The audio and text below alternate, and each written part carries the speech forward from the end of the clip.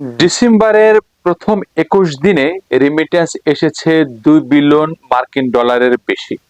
অর্থাৎ বৈধ পথে বাংলাদেশে ডিসেম্বরের প্রথম ২১ দিনে রেমিটেন্স এসেছে $273,73,০০,০০০।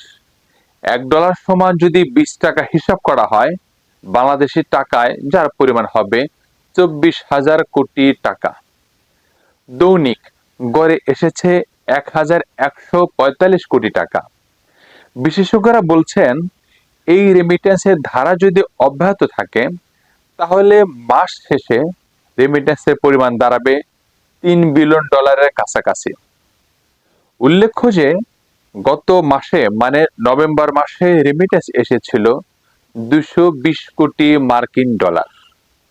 যেহেতু একটা দেশের অর্থনৈতিক উন্নয়নের মূল কাণ্ডারি হচ্ছে রেমিটেন্স, রেমিটেন্স ছাড়া একটা দেশের উন্নয়ন কোনোভাবেই কল্পনা করা যায় না। বাংলাদেশের মতো দেশে রেমিটেন্সের কোনো বিকল্প নেই। তাই সংশ্লিষ্ট যারা আছেন তারা বলছেন, রেমিটেন্সের বিকল্প এখন পর্যন্ত বাংলাদেশে তৈরি হয়নি। তাই বাংলাদেশে যদি ভালোভাবে রেমিটেন্স আসে এবং এই রেমিটেন্সের প্রবাহ যদি বেড়েই চলে, তাহলে বাংলাদেশ ভালো একটা লক্ষ্যে পৌঁছাতে পারবে।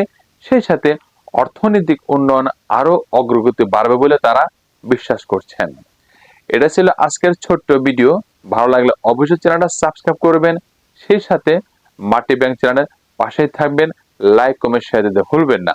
আজ এ পর্যন্ত। পরবর্তীতে আরো একটা ব্যাংকিং অ্যাক্টিভিটিস কথা বলার চেষ্টা করব এবং রেমিটেন্স এবং অন্যান্য ব্যাংকিং পারফরমেন্স কথা বলার চেষ্টা করব।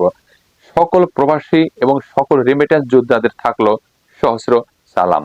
যে যেখানে আছেন ভালো থাকবেন, সুস্থ থাকবেন। আল্লাহ হাফেজ।